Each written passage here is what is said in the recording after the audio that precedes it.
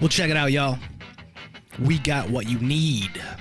We're all living in apartments, condos, vans.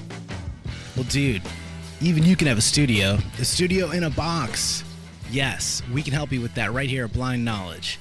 We work on your budget and we figure out your measurements. We'll get you the best sound for the best price. Let me know, 877-237-1143 or at blindknowledge.com. Yep.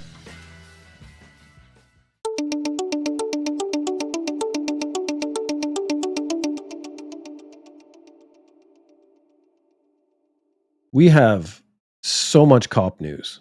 It's like I try to get stories and I put them into a theme, and I try to put thematically related stories together. And cop stories come up every week. Cops are always either arresting people or getting into trouble. Either way, it's exciting and interesting. But this week was just overwhelmingly cop news. So I was like, do I do cop news first or second? So I'm going to go with cop news and then random news at the end. I don't know why I enjoyed this so much. A cop from Shizuoka. Shizuoka is up here in Japan. For those of you listening to the actual audio podcast, I just put my hand up in the air and waved it around. So you actually didn't miss anything by not having the visual.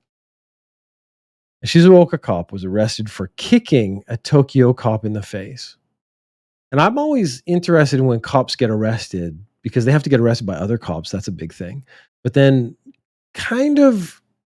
I always have this expectation that cops know how to not get arrested.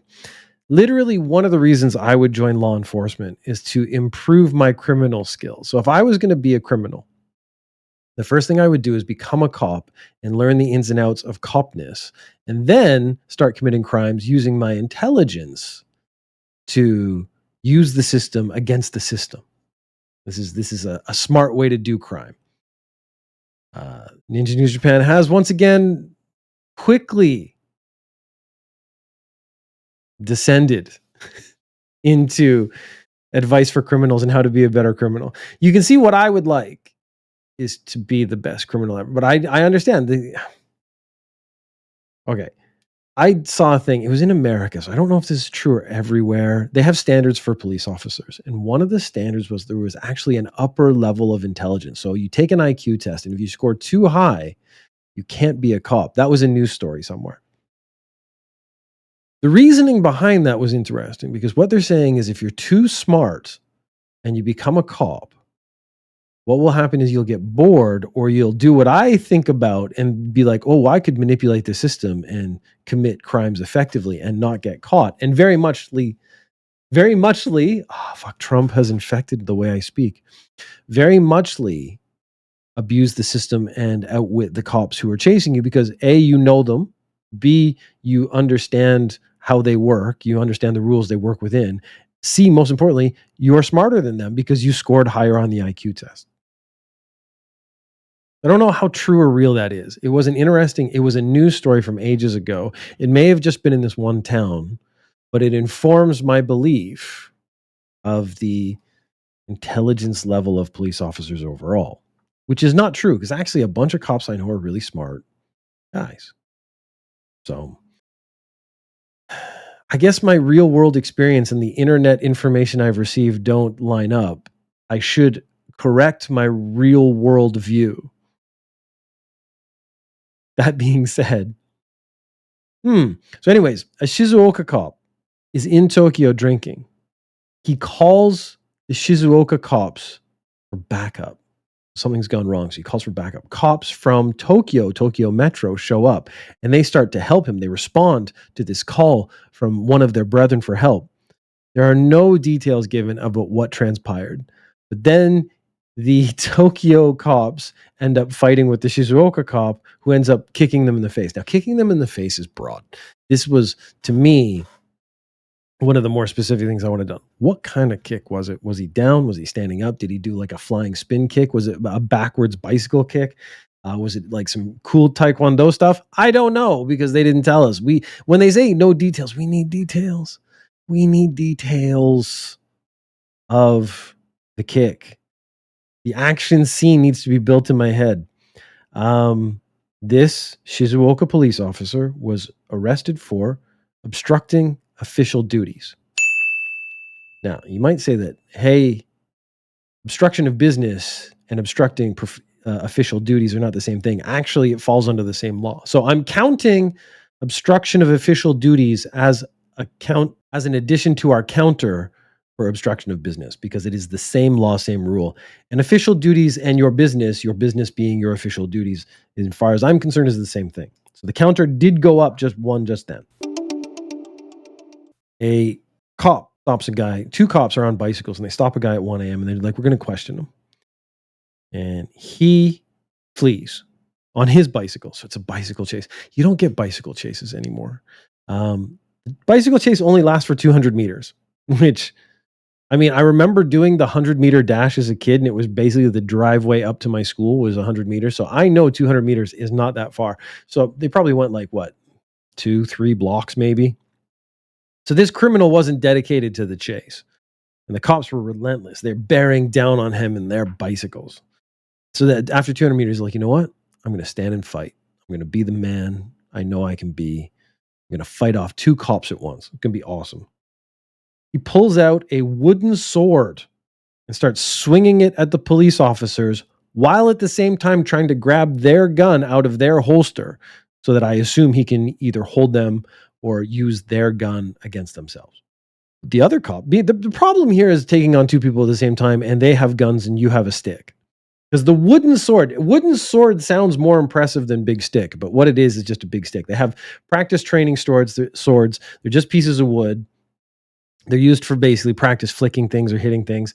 They don't have a sharp edge or anything. If it's the one I'm thinking of, it's a solid piece of wood. There's a kendo stick that is 4 pieces of bamboo kind of put together, and you hit stuff and it makes a really loud sound. That's the ones they practice with, and they're really cool. But they don't technically hurt. I mean, if you get hit with anything, like if you get a meter stick and put 4 together, you'd basically have one of these kendo things.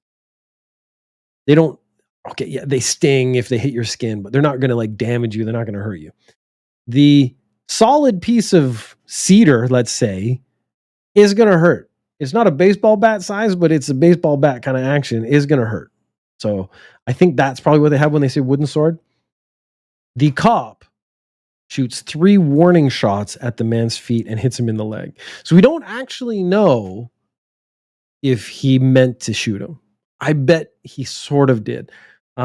They gave a warning, a verbal warning. They gave a verbal warning. They were like, hey, buddy, let's just hug it out. Now, they gave a verbal warning. Put the big stick down. And the guy's like, no, I'm going to hit you with my stick and I'm going to steal your gun. So it's like, I'm going to shoot at your legs now. Pew, pew, pew. One of those hits him in the leg. I'm assuming he shot him on purpose. The 2 warning shots, and then the third one was like at his body. Or the cop's like, he knows I'm such a bad shot. I'll just kill 3 at the ground and 1 might hit him. He was arrested for obstruction of official duties. That tracks. This was interesting, though. Last week on C. McBee, I was actually sort of mentioning media awareness and how one of the things I do for Ninja News Japan is find multiple versions of the same story to try to make sure that I have my facts straight. I am not an investigative journalist. I'm essentially a commentator. I get news. I read the story and I give you sort of a summary of the news or the interesting bits, and then I give you some color commentary. That's the bit you enjoy. That's why you come back here. That's why we're friends. I know that. I get that. We're good. Yeah. But I do want to make sure that I'm as honest and accurate as I can be. I found a different story a different news story on the same story. And some of the details were significant.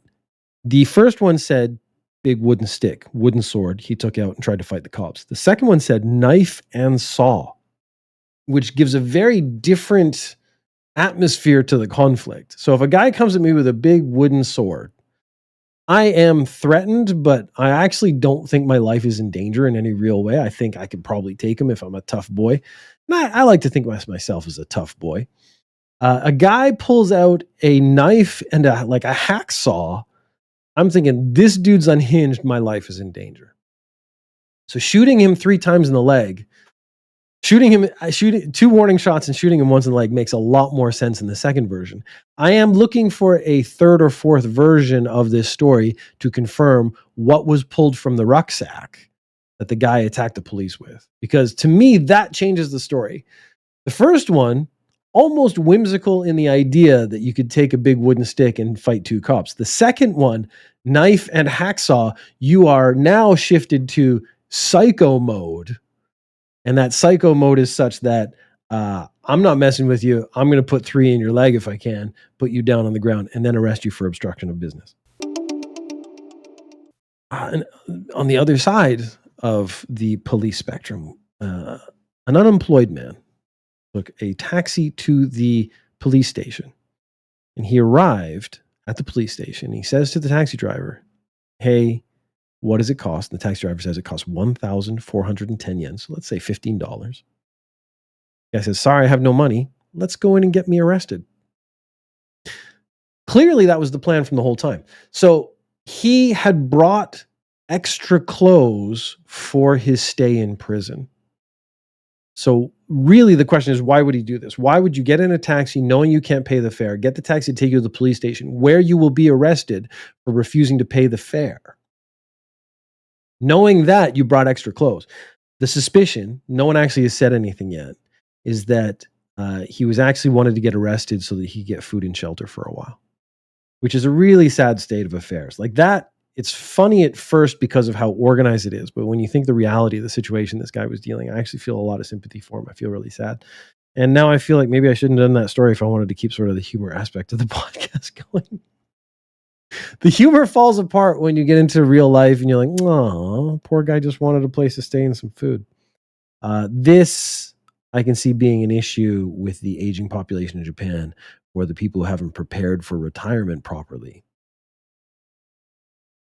I've heard of this story before, so it's interesting to see how often it will actually happen. The guy was arrested. They don't actually say if they put him in jail. Here would be the saddest thing for me, is if he goes up to the cops, he's like, I just took a taxi here. I didn't bring any money. I refused to pay my fare. I want to get arrested. And the cops are like, I'll pay the fare for you, and just let him go. Then weirdly, that is actually one of the sadder outcomes of that story, is he's just left out on the street again. A 40-year-old woman was skating. So they actually called her a 40-year-old skater girl. Or maybe I wrote that down. I wrote 40-year-old skater girl. I think you hit your 40s, not really tend to be referred to as girl anymore. But at the same time, you know, she's clearly got a youthful joie de vivre going on. She was called Noisy, and she seemed to be drunk. Some guy called her Noisy, and she grabbed a construction cone and bonked the guy in the head. See, this when we get to non-life-threatening forms of violence, I find them incredibly entertaining. So they don't give any details. They say guy was in the park, lady's in the park skating. She's probably drunk. She's making a lot of noise. The guy calls her Noisy. She grabs a construction coin.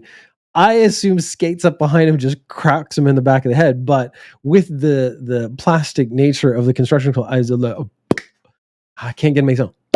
Yeah, more like that. It would make this like pop sound that I would find really funny. I used to skate when I was like 15, 16, 17, something like that. I was so serious about skating. I thought I was going to be a professional skater. I was very good. I didn't have a breadth of skills, but the few things I could do really, really well. I actually thought I was going to move to California and skate for Dogtown. My hero was Nadas Kalpas. I should actually look up, see how he's doing. He had the highest vertical ollie in all of skateboarding at that time. The record may have been broken, but that was something I could do. So I kind of idolized. This is the guy I want to be. Had 4 of his skateboards or 5 of his skateboards over the course of my skateboard career. So this lady bonks a guy with a traffic cone. People call the cops. They actually said she was throwing bottles and cut someone's leg. This could be a more serious version of assault. I think the bonking might not be that bad. I think you get a good talking to. You hit someone with something. I bet the police would arrest you for that. But I can't see you getting any jail time. Cutting someone with broken glass, that, on the other hand, that's sort of a step up, and you're getting more serious. Just in your 40s, getting drunk in the park and skating and then getting like violent with people. That's not a good way to be taking on the next phase of your life. I had one more cop story. Maybe I can swap it. This was terrifying to me, this cop story. A Nada police officer was forced to confess and then to false charges, and he went to court. He sued the police station, and he won $21,000. So they have to pay damages of 3 million yen. He was actually looking for 8.2 million yen. The interrogations he underwent were considered illegal. So what happened?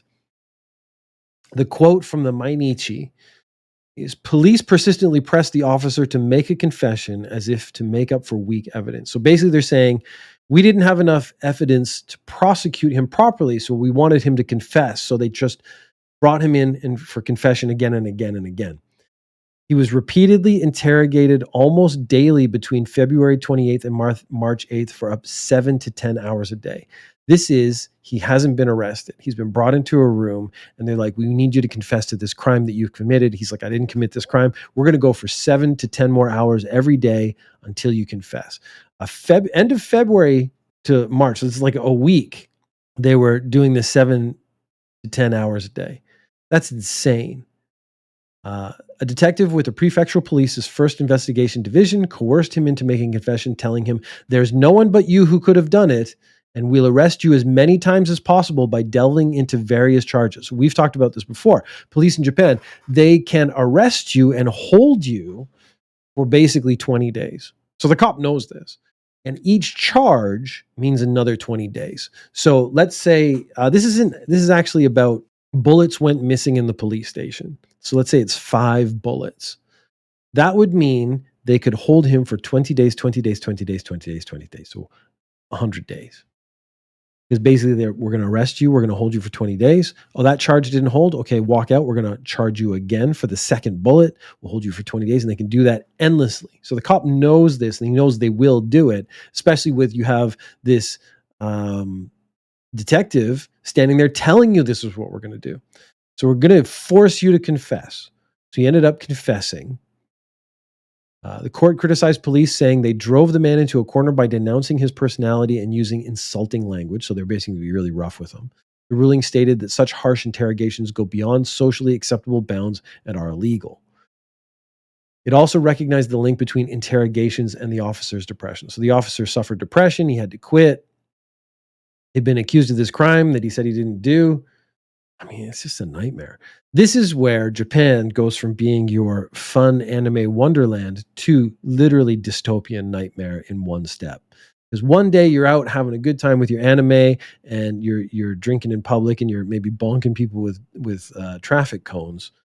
Then next thing you're in an interrogation cell for 20 days. You got 8 charges because they rack up obstruction of business, you touch an officer, it's assaulting an officer, and that's also obstruction of business. That's 3 charges. Like, knowing the tiny, tiny bit of law I've learned from doing Ninja News Japan, I now know how to stack charges in order to hold you for the maximum amount of time, make your life miserable. You're going to lose your job. You're probably going to lose a huge chunk of your personal life.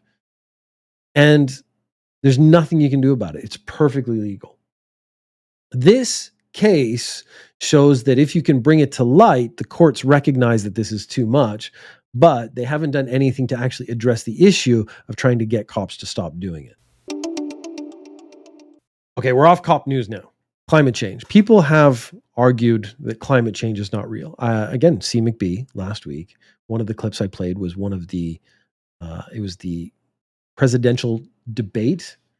I don't know if it was CPAC or something, I don't remember. And the one dude said the climate change agenda is a hoax. Let's give you some real world data now. Tokyo had 30 degrees Celsius or more every day in August. That's a first. So they started keeping track of heat temperatures in 1875. At no point between then and this last month had they ever had a full month of 30 degrees Celsius weather. And that's the minimum. Like, every day was at least 30 degrees Celsius. Most days were more. Last year, they had 21 what they call hot days. This year, we had 22 extremely hot days. Extremely hot days are 35 degrees Celsius or more. I know some of my American listeners are not going to know what Celsius, so let's do Celsius Fahrenheit converter.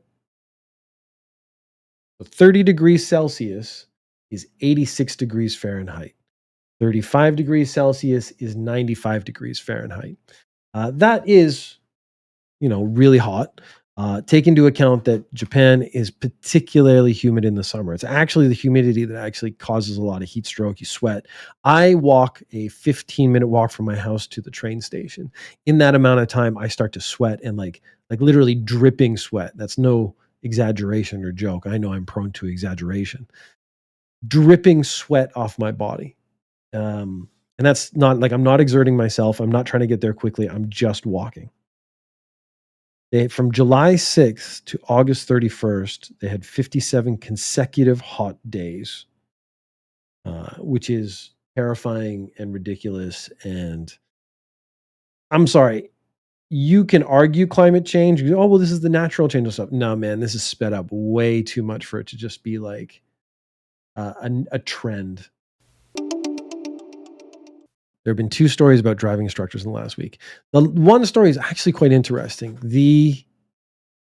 There's a driving school, and what they want to do is make you understand what it is to drive drunk. So they actually offer this course where you do a course. So it's like a slalom and maybe an S turn or something like that. It's a little course you have to drive. So you drive it sober. Then you go off and have cocktails. So I think you have a beer or some shochu or something. And then you get like legit drunk. They ask you how you think you're going to do. You go back and do the course, and they can like tell you, what you did wrong. You went too fast. This is how your driving has changed. So you can experience it, which is really interesting. Then this story comes up: a driving instructor arrested for groping a woman during a lesson. So police in Sapporo, so that's the north part of Japan, arrested a 65-year-old driving instructor on suspicion of allegedly sexually molesting a woman in her 20s while she was taking a driving lesson. Around 2:30 p.m. on August 14th, they, during the lesson at the driving school's course, the instructor asked the woman to stop and then groped her upper body.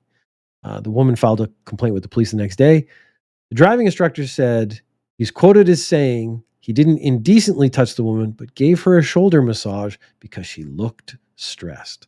Now, this is an interesting thing for me because I'm sure she looked stressed because she's doing a driving test and maybe she's struggling with the concept of driving. You decide to start massaging her.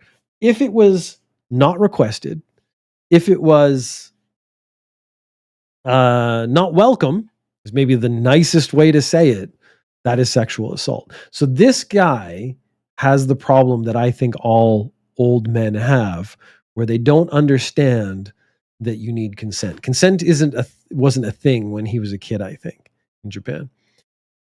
Consent is someone actually wants you to do something to them. So if someone looks stressed and you just walk up and start massaging them, that is sexual assault. This guy is using that, his admission of sexual assault, as his excuse, which I find very entertaining because he doesn't seem to, I bet he doesn't realize he's actually just told on himself. He's just ratted himself out. Anyways, we got to be careful about driving schools. All right, last one for today. The Sanjo Taxi Corporation during the pandemic was struggling. And so what does any Japanese company do? This shows sort of the wild variations we go through in Japanese society. You have the previous story was about consent and the change that you have to understand, that you have to give consent to do something. But then also in the same breath, we're going to have what a company does to try to like revitalize its corporation. But at the same time, that of course the end of the story is going to go wrong. What does any Japanese company do when they're struggling? They create an idol division called the Sakura team of all female taxi drivers and all in their 20s. And so they have them post on social media and stuff. They have them sort of create this atmosphere that if you take our taxi, you might get one of these Sakura drivers. You'll be in the presence of a woman who's young and beautiful. So again, you can see the message there is different from what you would actually think from the previous story of what's okay. But I think this is a natural instinct for a Japanese company. So we're having trouble, so let's get a young, attractive woman up there. That'll help. One member gained 100,000 followers, and in August became the Sanjo City Hometown Tourism Ambassador. So the city that they live in is like, this woman, taxi driver, is so successful. She has so many followers. Let's bring her on as the town ambassador. Everything's good. The taxi's getting good press. The lady's getting good press. The city's getting good press. The CEO makes a tweet. I guess they're now called an X. So as soon as you say that phrase, this is where it went wrong. And he said how cute they are. And the problem is the picture he posted was the ambassador biting a cucumber. So a bit of sexual imagery there. But again, this is actually what they're selling by creating the all-female taxi fleet of young, attractive women who are on social media. They are selling sex, and we know that sex sells. The CEO is just saying, isn't she attractive? Isn't she cute with all the things she does? Now it's on the internet, though. So if they had just left it alone, not done anything, the CEO hadn't made any comments, hadn't posted that picture. Maybe if the lady had posted the picture herself, there wouldn't have been an issue, but the CEO posted this picture and said how cute she was. He got blamed for sexual imagery to lure male passengers. The tweet was deleted, then the account was deleted, then it was brought back with an apology, then it was deleted again, then the CEO had to quit his job, and the ambassador had to quit her job. I don't know how I feel about all of that, because things were going well for the lady, but she was selling. Yeah, I don't know. I think I need other people's opinions so I can kind of help gather my opinion together, because the city took on this woman as the essentially cultural ambassador, and everyone was okay with it. But it's not like she changed what she was selling. She probably was eating a cucumber, like a locally grown cucumber or something. I'm assuming she didn't do anything sexual. I'm going to try to hunt down the picture. So when I actually post this on the internet, they'll have a picture up in the corner of the lady biting a cucumber or not. Or maybe I'll just draw one. Maybe this is where I should go. Because Ninja News Japan is not held to any actual standards, for the video, I could start drawing my version of what I think the news story image would look like. I don't have very good drawing skills, which is what would make that actually good, as in so bad it's good. But at the same time, I don't know if I have much time to like draw pictures. I guess if I drew them throughout the week and then just threw them up on the day, that might work out. Anyways, if you go to Sanjo City and you take one of the Sakura taxis, you're sexist.